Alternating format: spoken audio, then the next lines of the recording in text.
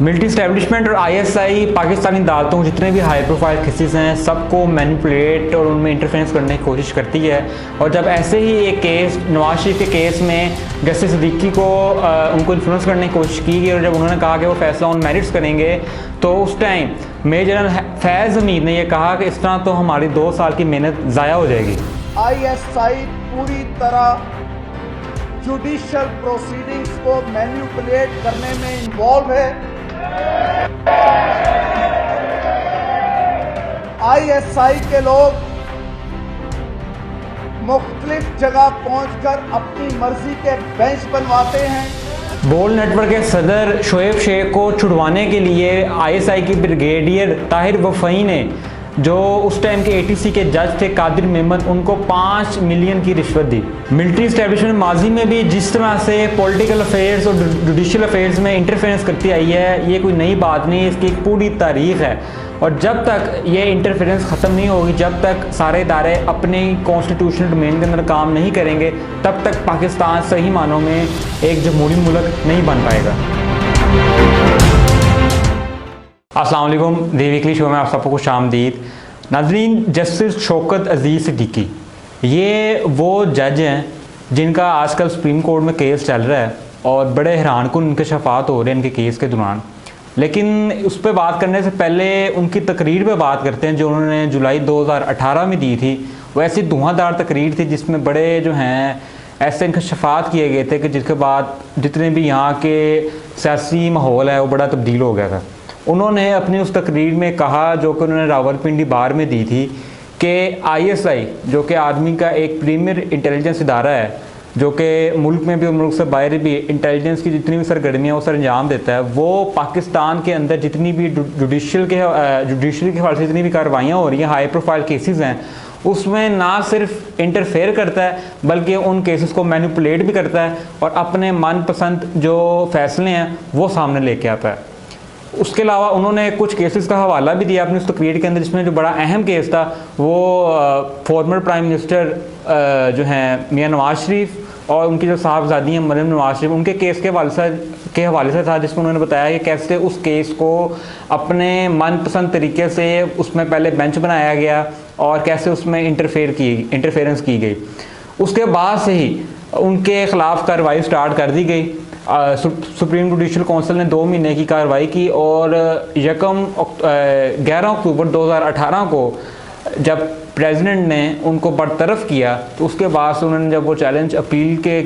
के लिए गए तो जो फैसला चैलेंज किया सुप्रीम कोर्ट में, तो वो केस अभी तक चल रहा है और क्या क्या जो हैरान इंकशाफात अभी तक उन्होंने उस केस में सामने लेके आए हैं उसमें थोड़ी सी बात करते हैं। नाजरीन, जस्टिस सिद्दीकी की जो लॉयर हैं हामिद खान जो कि पीटीआई के बड़े अहम रुकन भी रह चुके हैं, उन्होंने कुछ दिन कबल सुप्रीम कोर्ट में जो जवाबी फ़ैसला जमा करवाया है जस्टिस सिद्दीकी का, उसमें इंतहाई जो हैं वो अहम इंकशाफात किए गए हैं। उसमें ये बताया गया है कि जस्टिस सिद्दीकी ये बताते हैं कि सबसे जो पहली मुलाकात हुई उनकी इस केस के रिलेटेड मरियम नवाज़ और नवाज शरीफ के केस से रिलेटेड वो हुई जून 2018 में, यानी कि उनकी तकरीर से ऑलमोस्ट 1 महीना पहले। कहते हैं सबसे पहले तो 27 जून 2018 को आईएसआई की ब्रिगेडियर इरफान रामे उनके घर आते हैं और उनको एक केस के मुतालिक जो कि जिसका फैसला उन्होंने कुछ दिनों पहले ही दिया होता है, जो कि आईएसआई के जो हेडक्वार्टर्स है उसके सामने क्लियरेंस का फैसला होता है कि उनके सामने जो ग्रीन बेल्ट और सड़क है वो उसको आईएसआई ने ब्लॉक किया होता है उनके लोगों ने, तो वो कहते हैं कि उसको क्लियर कराया जाए, उसको क्लियर किया जाए। उसके हवाले से जो फैसला उसके हवाले से वो आते हैं वहाँ पर इरफान रामे, ब्रिगेडियर इरफान रामे जस्टिस सिद्दीकी से मिलने और कहते हैं कि आप अपने फैसले को जो है उस नज़रसानी करें, जिसके ऊपर जस्टिस सिद्दीकी कहते हैं कि ये ऐसा मुमकिन नहीं है, मैं ऐसा नहीं कर सकता। जब वो ये जवाब देते हैं तो इरफान रामे का जो रवैया है वो थोड़ा तब्दील हो जाता है, थोड़े अनोए होते हैं और थोड़ा सा डिसरिस्पेक्टफुल रवैया होता है, उसके बाद वो चले जाते हैं। फिर जस्टिस सिद्दीकी कहते हैं कि 2 दिन बाद मेजर जनरल फैज़ हमीद जो कि करंट DGIS हैं वो उनके घर आते हैं और वो ब्रिगेडियर के जो रवैया है उस पर पहले माफ़ी मांगते हैं और फिर उसी केस के लिए दोबारा उनसे रिक्वेस्ट करते हैं कि वो अपने फैसले पर नज़रसानी करें और जो ब्लॉकेज उन्होंने की हुई है हेडक्वार्टर्स के बाहर उसको ख़त्म ना किया जाए, जिसके ऊपर अपना जो मौक़िफ़ है जस्टिस सिद्दीकी वो कायम रखते हैं और कहते हैं कि वो ऐसा नहीं कर सकते और अगर उनको उस फैसले से कोई मसला है तो वो चैलेंज करें सुप्रीम कोर्ट में, जिसके ऊपर जो जनरल फैज़ हमीद हैं वो ज़्यादा बहस नहीं करते और मान जाते हैं बात। उसके बाद जनरल फैज़ हमीद जो हैं वो उस कमरे में जो बाकी लोग जो उनके जानने वाले बैठे हुए हैं जस्टिस सिद्दीकी के, उनको रिक्वेस्ट करते हैं कि वो बाहर चले जाएं ताकि वो उनसे कोई प्राइवेट बात कर सकें। ये सारा अहवाल बताया जस्टिस सिद्दीकी ने अपने रिटर्न रिस्पॉन्स में, जो कि सुप्रीम कोर्ट में जमा कराया गया। फर्दर वो ये कहते हैं कि जब लोग बाहर चले जाते हैं तो वो मेजर जनरल फैज़ हमीद जो हैं वो नवाज शरीफ के केस की बातचीत स्टार्ट कर देते हैं और उसमें जस्टिस सिद्दीकी की राय पूछते हैं कि उनकी क्या राय है, और अगर ये केस उनको दिया गया जो कि जिसकी वो अपील करेंगे नवाज शरीफ, तो वो अगर उनके पास आता है इस्लामाबाद हाई कोर्ट में तो वो क्या फ़ैसला करेंगे। जिस पर जस्टिस सिद्दीकी कहते हैं कि वो उनको जवाब में ये कहते हैं कि वो फैसला सिर्फ और सिर्फ मेरिट्स के ऊपर करेंगे और अकॉर्डिंग टू लॉ करेंगे, क्योंकि वो आंसरेबल तो हैं वो सिर्फ अल्लाह ताला की ज़ात को, के अलावा किसी को आंसरेबल नहीं है। जिसके ऊपर वो कहते हैं कि जो आगे से जस्टिस फैज़ हमीद का आंसर है वो बड़ा जो है वो हैरानकुन है। वो कहते हैं कि वो आगे से जवाब देते हैं कि इस तरह तो हमारे 2 साल की मेहनत ज़ाया हो जाएगी। जिसके ऊपर जस्टिस सिद्दीकी उनको रिप्लाई करते हैं कि आप लोगों का ISI को नाम लेकर, वो कहते हैं ISI जो इदारा है और आर्मी का जो इदारा है उनका पॉलिटिकल मैटर्स में और जुडिशल मैटर्स में इंटरफेरेंस का कोई ताल्लुक नहीं है, उनकी कॉन्स्टिट्यूशनल डोमेन की इजाज़त नहीं देती। वो ये जवाब देते हैं, यहाँ पे वो बात ख़त्म हो जाती है। उसके बाद जस्टिस सिद्दीकी जो हैं एक और मुलाकात का अहवाल बताते हैं अपने उसी आंसर में। वो कहते हैं कि दूसरी मुलाकात जो उनकी जनरल फैज़ हमीद के साथ हुई वो 29 जुलाई 2018 को, यानी कि इलेक्शन से ऑलमोस्ट एक हफ़्ता पहले, और उसमें जस्टिस जनरल फैज़ हमीद ने जस्टिस सिद्दीकी की रिहाइशगाह पे आकर उनसे कहा कि chief of army staff general Qamar Javed Bajwa उनसे बड़ा नाराज़ हैं और वो उनसे कह रहे हैं कि तुमसे एक जज नहीं संभाला जा रहा। जिसके और उनसे कहते हैं कि वो जज चाहता क्या है। जिसके ऊपर जस्टिस सिद्दीकी कहते हैं कि मैंने उनको जवाब दिया कि मैं तो सिर्फ यही चाहता हूँ कि पाकिस्तान जितने भी इदारे हैं वो सारे अपने कॉन्स्टिट्यूशनल डोमेन के अंदर काम करें और अकॉर्डिंग टू कॉन्स्टिट्यूशन काम करें। उस पर मेजर जनरल फैज़ हमीद इनको जवाब देते हैं कि आप ऐसी बातें ना करें। आपको पता है कि हमें पता है कि आप बड़े एक अपराइट जज हैं और आर्मी में भी कुछ लोग आपकी बड़ी इज्जत करते हैं, और ये पाकिस्तान की बेहतरी है कि हम दोनों मिलकर जो है पाकिस्तान के इस बेहतरी के लिए काम करें। इसके ऊपर जो जस्टिस सिद्दीकी हैं वो जवाब देते हैं कि अगर आर्मी भी मुझे पसंद किया जाता है तो फिर मुझे क्यों बेंच से इलादा किया जा रहा है, जो वो बेंच जो कि former prime minister Nawaz Sharif का केस होने जा रहा है। जिसके ऊपर मेजर जनरल फैज़ हमीद को जवाब देते हैं कि आपको अल्लाह किस लिए किया जा रहा है, क्योंकि आर्मी में कुछ लोग समझते हैं कि आपका जो फैसला होगा वो नवाज शरीफ के हक़ में होगा।